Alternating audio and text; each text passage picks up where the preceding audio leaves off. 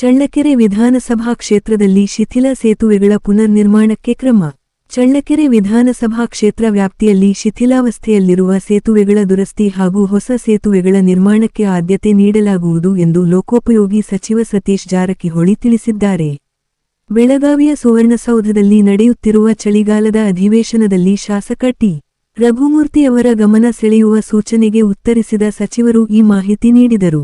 ರಾಷ್ಟ್ರೀಯ ಹೆದ್ದಾರಿ 150 ವ್ಯಾಪ್ತಿಯ ವೇದಾವತಿ ನದಿಗೆ ಅಡ್ಡಲಾಗಿ ಇರುವ ಸುಮಾರು 43 ವರ್ಷ ಹಳೆಯ ಸೇತುವೆ ಶಿಥಿಲಗೊಂಡಿದ್ದು, 25 ರಿಂದ 30 ಗ್ರಾಮಗಳ ಸಂಪರ್ಕಕ್ಕೆ ಅಪಾಯ ಉಂಟಾಗಿದೆ. 2022 ರಿಂದ 23ರ ಮಳೆಗಾಲದಲ್ಲಿ ಈ ಪ್ರದೇಶದಲ್ಲಿ ರಸ್ತೆ ದಾಟುವಾಗ ಇಬ್ಬರು ಮೃತಪಟ್ಟಿರುವ ಘಟನೆ ಕೂಡ ಉಲ್ಲೇಖಿಸಲಾಯಿತು.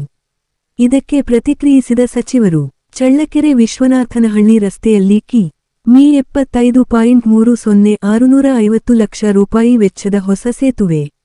ದೊಡ್ಡೇರಿ ಓಬೇನಹಳ್ಳಿ ರಸ್ತೆ ಮಾರ್ಗದಲ್ಲಿ ಮಿ. ಸಂಜೆ 6 ಗಂಟೆ 4,000 ಲಕ್ಷ ರೂಪಾಯಿ ವೆಚ್ಚದ ಹೊಸ ಸೇತುವೆ ನಿರ್ಮಾಣಕ್ಕೆ ಸಂಬಂಧಿಸಿದ ಪ್ರಸ್ತಾವನೆಗಳಿಗೆ ಸರ್ಕಾರ ಅನುಮೋದನೆ ನೀಡಿದೆ ಎಂದು ತಿಳಿಸಿದರು.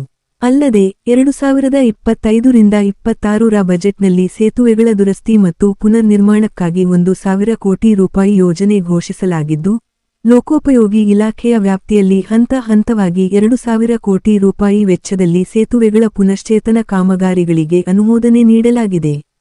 ಹೊಸ ಸೇತುವೆಗಳ ನಿರ್ಮಾಣದಿಂದ ಸಾರ್ವಜನಿಕರ ಸುರಕ್ಷತೆ ಹೆಚ್ಚಲಿದೆ ಹಾಗೂ ಮಳೆಗಾಲದಲ್ಲಿ ಸಂಭವಿಸುವ ಅಪಘಾತಗಳನ್ನು ತಡೆಯಲು ಸಹಕಾರಿಯಾಗಲಿದೆ ಎಂದು ಶಾಸಕ ಟಿ. ರಘುಮೂರ್ತಿ ತಿಳಿಸಿದ್ದಾರೆ.